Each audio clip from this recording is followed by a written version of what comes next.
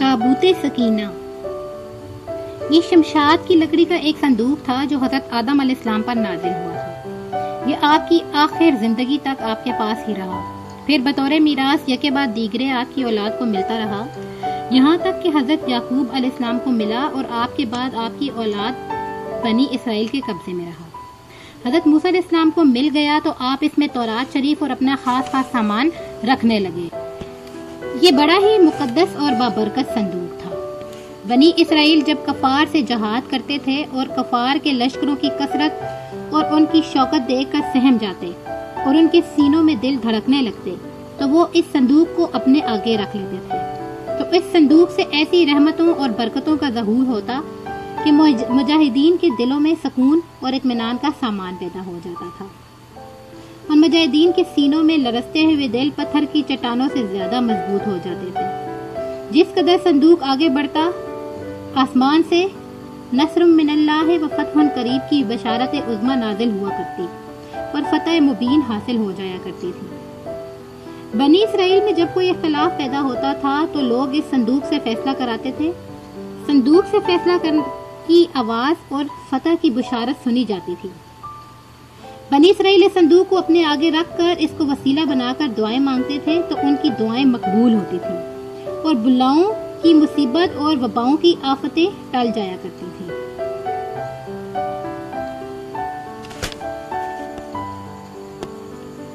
अलहर्स ये संदूक बनी इसराइल के लिए ताबूत सकीना, बरकत और रहमत का खजीना और नुसरत खुदाबंदी के नज़ोल का नहायत मुकद्दस और बेहतरीन जरिया था। मगर जब बनी इसराइल तरह तरह के गुनाहों में मुलविस हो गए और उन लोगों में मुआसी और तोग़यान और सरकशी और इस्यान का दौर दौरा हो गया, तो उनकी बदअमालियों की नहुसत से उन पर खुदा का ये गज़ब नाजिल हो गया कि कौमे अमालिका के कफ़ार ने एक लश्कर जरार के साथ उन लोगों पर हमला कर दिया। इन काफरों ने बनी इसराइल का कत्लेआम करके उनकी बस्तियों को ताख्त व ताराज कर डाला, इमारतों को तोड़ फोड़ कर सारे शहर को तहस नहस कर डाला और इस मुतबरक संदूक को उठाकर ले गए। इस मुतबरक संदूक को नजासतों के कूड़े खाने में फेंक दिया गया। लेकिन इस बेअदबी का कौमे अमालिका पर यह बबाल पड़ा कि ये लोग तरह तरह की बीमारियों और बलाओं के हजूम में झंझोर दिए गए। चुनांचे कौमे अमालिका के 5 शहर बिल्कुल बर्बाद और वीरान हो गए। यहाँ तक कि इन काफिरों को यकीन हो गया ये संदूक रहमत की बेअदबी का अजाब हम पर पड़ गया है। तो इन काफिरों की आंखें खुल गई। चुनांचे इन लोगों ने इस मुकद्दस संदूक को एक बैलगाड़ी पर लाद कर बैलों को बनी इसराइल की बस्तियों की तरफ हाँक दिया। फिर अल्लाह ताला ने 4 फरिश्तों को मुकर्रर फरमाया जो इस मुबारक संदूक को बनी इसराइल के नबी शमूएल अलैहिस्सलाम की खिदमत में लेकर हाजिर हो गए।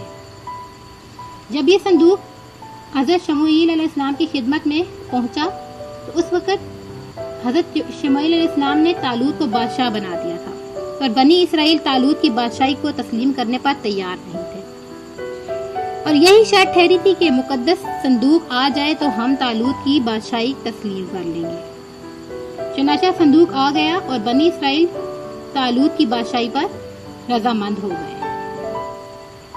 ताबूत सकीना में क्या था? इस मुकद्दस संदूक में हजरत मूसा अलैहिस्सलाम का असा, उनकी मुकद्दस जूतियाँ, हजरत हारून अलैहिस्सलाम का उमामा, हजरत सलमान अलैहिस्सलाम की अंगूठी, तौरात की तख्तियों के चंद टुकड़े, कुछ मनो सलवा, इसके अलावा हजरात अंबिया कराम की सूरतों के हुलिये वगैरह सब सामान था। कुरान मजीद में खुदावंद कदूस ने सूरह बकरा में इस मुकद्दस संदूक का तज़किरा फरमाते हुए अरशाद फरमाया है, तर्जुमा, और उनसे उनके नबी ने फरमाया, उसकी बादशाही की निशानी ये है कि आए तुम्हारे पास ताबूत जिसमें तुम्हारे रब की तरफ से दिलों का चैन है और कुछ बची हुई चीजें हैं मुअज़्ज़ज़ मूसा और मुअज़्ज़ज़ हारून की तुर्का की। उठाते लाएंगे उसे फरिश्ते, बेशक इसमें बड़ी निशानी है तुम्हारे लिए अगर ईमान रखते हो। दरसे हिदायत। बनी इसराइल के संदूक के इस वाक़े से चंद मसाइल और फवाइद पर रोशनी पड़ती है। جو یاد رکھنے کے قابل ہے۔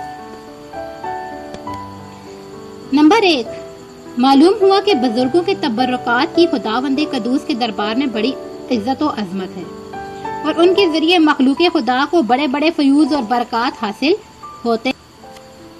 دیکھ لو، اس صندوق میں حضرت موسیٰ علیہ السلام کی جوتیاں، آپ کا عصا،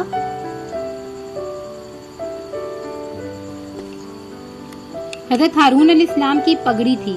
تو اللہ تعالیٰ کی بارگاہ میں یہ صندوق اس قدر مقبول اور مکرم و معظم ہو گیا کہ فرشتوں نے اس کو اپنے نورانی کندھوں پر اٹھا کر حضرت شموئیل علیہ السلام کے دربار میں پہنچایا، اور خداوند قدوس نے قرآن مجید میں اس بات کی شہادت دی کہ فیہ سکینۃ من ربکم، یعنی اس صندوق میں تمہارے رب کی طرف سے سکینہ یعنی مومنوں کے قلوب کا اطمینان ہے اور ان کی روحوں کی تسکین کا سامان ہے۔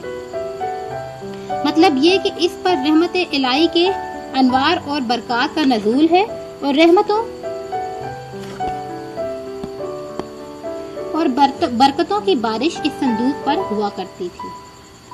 نمبر 2، صندوق میں اللہ والوں کے لباس، عصا اور جوتیاں ہوں۔ جب اس صندوق پر اطمینان کا سکینہ اور انوار و برکات کا خزینہ خدا کی طرف سے اترنا قرآن مجید سے ثابت ہے، تو بھلا جس قبر میں ان بزرگوں کا پورا جسم رکھا ہوگا، کیا ان قبروں پر رحمت و برکت اور سکینہ اور اطمینان نہیں اترے گا؟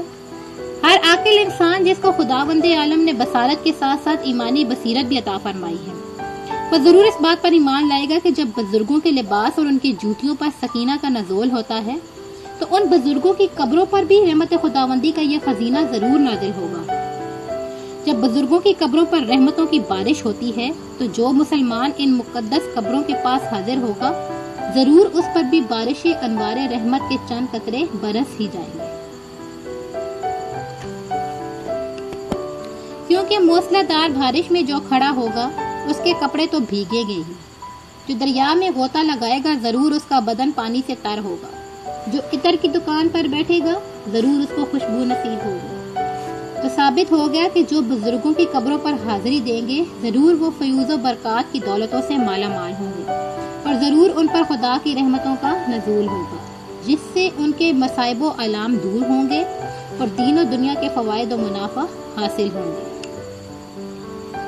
نمبر 3، یہ بھی معلوم ہوا کہ جو لوگ بزرگوں کے تبرکات یا ان کی قبروں کی اہانت و بے ادبی کریں گے وہ ضرور قہر و قہار اور غضب جبار میں مبتلا ہوں گے، کیونکہ قوم عمالقہ جنہوں نے اس صندوق کی بے ادبی کی تھی ان پر ایسا قہر الہی کا پہاڑ ٹوٹا کہ وہ بلاؤں اور مصیبتوں کے ہجوم سے بلبلا اٹھے، اور کافر ہوتے ہوئے انہوں نے اس بات کو مان لیا کہ ہم پر بلاؤں اور وباؤں کا حملہ اسی صندوق کی بے ادبی کی وجہ سے ہوا ہے۔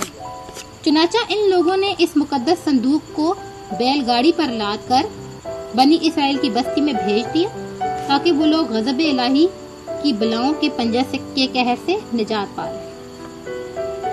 نمبر 4، جب اس صندوق کی برکت سے بنی اسرائیل کو جہاد میں فتح مبین ملتی تھی تو ضرور بزرگوں کی قبروں سے بھی مومنین کی مشکلات دفع ہوں گی اور مرادیں پوری ہوں گی، کیونکہ ظاہر ہے بزرگوں کے لباس سے کہیں زیادہ اثر رحمت بزرگان دین کے بدن میں ہوگا۔